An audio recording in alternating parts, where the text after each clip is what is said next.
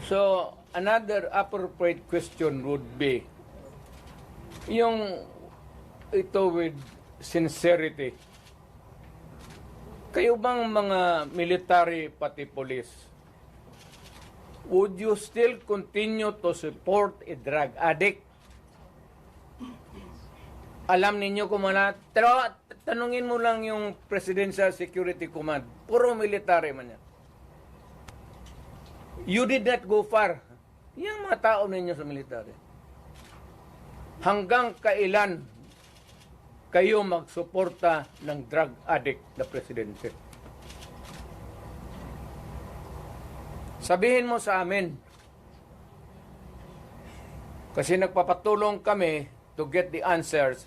Sana we cannot get a correct and accurate or true answer magtanong. Barado kami ngayon eh. So under the constitutional provision of the right to be heard,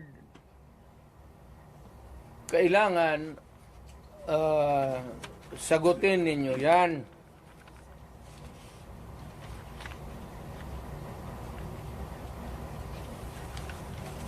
But would it help if one would... The right to be heard, the right to be informed. Importante yan. Constitutional provision yan. Mr. General sa military. And the right of the people to seek redress of grievance. Kayo lang ang makabigay niyan ngayon.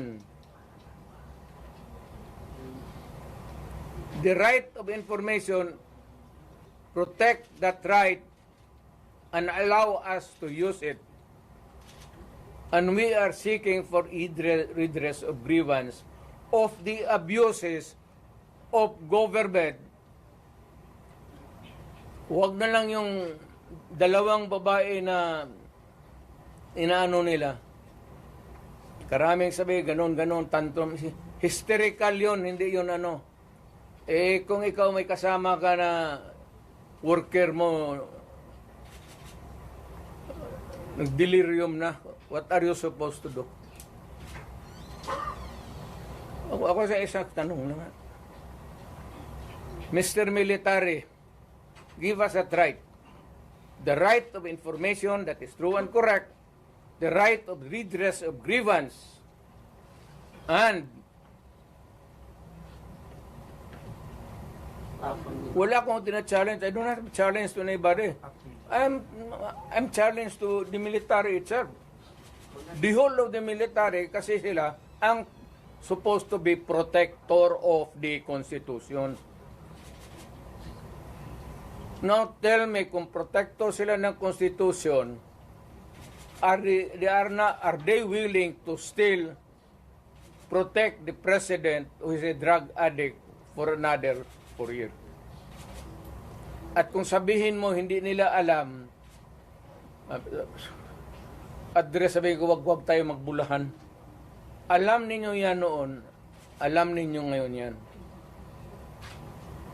Sabihin lang ninyo, kaya kung gano'n na lang, sabihin ko sa lahat ng mga bata dito sa Pilipinas, guys, follow the president, start smoking marijuana and graduate sa Cebu.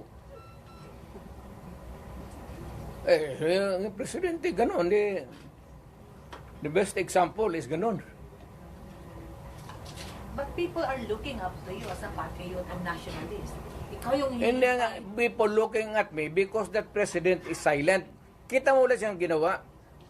Dapat at first stage pa ng laalitan, sandali. Hindi naman dumaan estudyante yan eh. Yan si Sulaika,